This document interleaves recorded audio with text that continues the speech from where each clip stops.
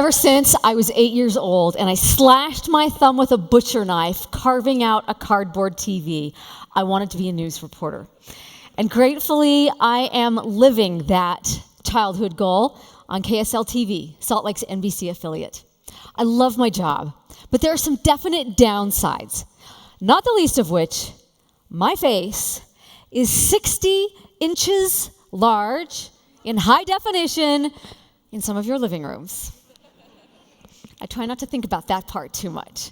But there's another downside I have a harder time overlooking these days, and that is the constant stream of online criticism aimed at me and my work. Comments like this: "You're an idiot."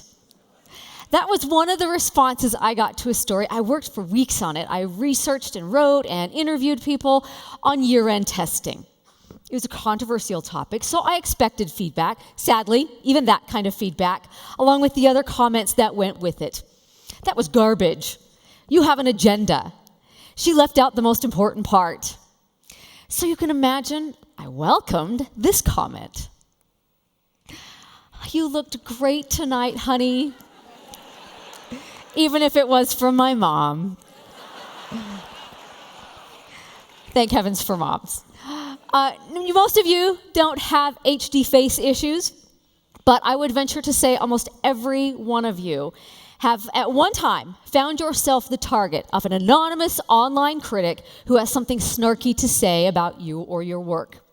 One of the more interesting I've had was after a story on schools.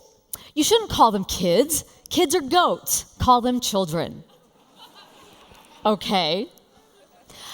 What's worse is when the critics try to demean us personally. My teeth seem to take the brunt of that. The way she breathes through her teeth is so annoying. I've also heard that they're too big, they're too white. My teeth aren't white enough. They need to be filed. Oh, and do you bleach your teeth? Sure, we understand, all of us, that criticism comes with the territory these days, right? But this is more than just an annoyance. Here's why this is a problem that can be detrimental to our careers. We look at Pew Research from 2014 in August, and it's called Social Media and the Spiral of Silence. It talks about how technology has paved the way for this golden age of communication, right? And how it's also, though, built up barriers. Because just anticipating that we're going to get some negative feedback, that we could get trashed on social media, gives you pause before you offer your opinion, especially if it's a controversial one. So instead of this robust community dialogue, we have a spiral of silence. Now, add to that, Harvard Business Review looked at Florida State research that talked about how bad is stronger than good. And they concluded that negative comments, negative feedback is much stronger impacting. It lasts longer and it influences our behavior far more than positive comments. So you put those things together, our self-confidence is continually taking blows from the online mob mentality sometimes. And as a result, we're less likely to share, we're less likely to speak out, we're less likely to put ourselves and our work out into the marketplace of ideas. And we are less likely to feel the joy that comes from the work that we love. As somebody who gets this feedback quite often, I've come up with 3 strategies that can help you keep your confidence, keep your perspective, and hopefully keep your job. All right? The first one is don't make it worse. And you know what I'm talking about. Don't reply in kind to the same rude, snarky comments that you got. I can dream all day about how I would like to respond to people, but I have a rule, and that is say it to her face. Her, in this case, is my boss. And if I can't say what I'd like to say to her face, I don't write it. So when somebody approached me recently and said, "You really should change your name because you sound so unprofessional," I never got to the point where I could say it to her face, so I just didn't respond. This is important because Career Builder surveyed employers and found 18%, almost 1 in 5, have fired someone for something they've written on social media.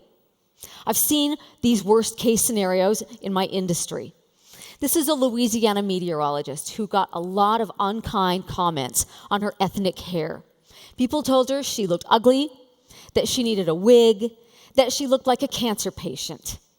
And she responded. It wasn't over the top, but she would respond with a little bit of an edge. She was warned for the tone of her responses, and when she continued responding that way, they fired her. Don't make it worse. Strategy number 2 takes a bit more of a hit on your ego, because you have to ask the question, are the critics right? Even a little bit? I was forced to confront that when I read about myself that she is a blundering, blubbering unprofessional. I'd seen comments before on mistakes I made on the air, and I decided I wanted to do something about it. So I got our company talent coach to work with me. And among other things, we worked with how I was reading the teleprompter. Admittedly, I was staring straight at it because I didn't want people to see my eyes going back and forth. I hate that when you see people reading the teleprompter. I wasn't going to do that.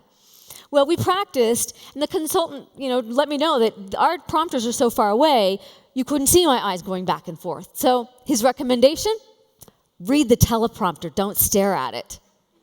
A novel idea, right? I keep working on that, and I have to always be aware of that. But I thank the critics, because instead of leaving me with hurt feelings, they left me better.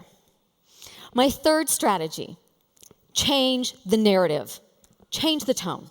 Now, I know this sounds simplistic, but this is important because we go back to the Harvard Research Review that looked at bad to good. The ratio that bad is badder than good is 5-to-1. It takes 5 positive comments to even the scale for 1 negative.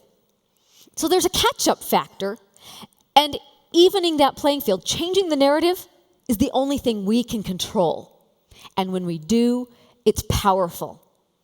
Time magazine addressed this very topic just last month. The article was titled, "How the Internet is Being Ruined by Trolls."